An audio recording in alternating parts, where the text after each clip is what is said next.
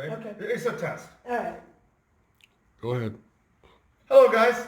We're going to interview Mary Steinmetz today, who originally comes from New York. Now, she's a well-known person in feminism and health and wellness domain. And I'm going to ask her some of the questions about her track record, what prompted her to come to this stage where she would make movements and be an activist in this and promote a lot of people that fall within the demographics that she shares. So, Thank you. yeah, Mary, what prompted you to get into promoting the Generation X and baby boomers simultaneously?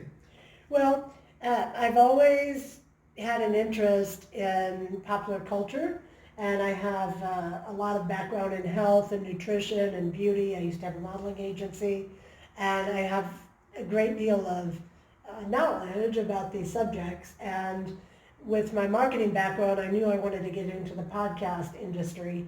So I just put on my marketing cap and started thinking about what's really out there. And so I started listening to podcasts and trying to find information that I was interested in learning about. And I found some health and nutrition ones and some social media ones, but I didn't find one that was targeted to women 50 plus. So I saw a market there to do something that talks about the topics that interest women 50 plus specifically. Why podcast? Well, I think that podcast is a way for you to ask questions of people that are experts in an area without actually asking them. An interviewer asks the questions, but they're questions you want to know about, or they're topics that you're interested in, and you can go more in depth. And actually, I don't watch television, so for me, podcasts and internet are the way that I get information. You can be on the go and Yeah, I listen to them just when I'm around the house, doing things in the car. I mean, I listen to them to educate myself, to take my knowledge of a subject to a higher level. So what's the end goal of everything that you're doing about this?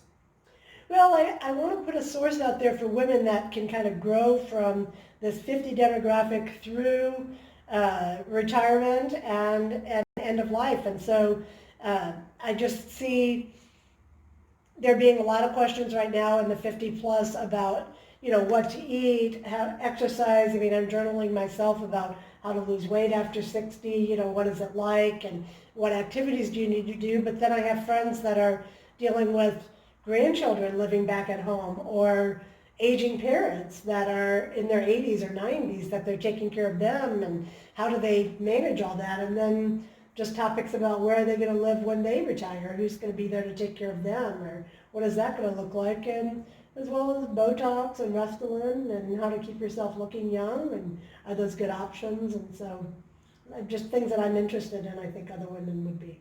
So tell us about who's behind all of them. Like, we know you're the mastermind, you are leading this project. Who else is here?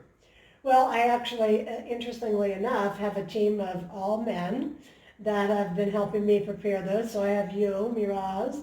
I have Sergio. My friend is coming from Dallas, Nagai, and we've had some input from a guy named Gabriel as far as thinking that we should definitely video everything we do. So using the YouTube, videoing it so that we have it not only in audio but also in video so that we can put it out on YouTube, because that's also a popular way to reach people, obviously. So if you don't mind me asking, I'm intrigued when you mentioned it's all men.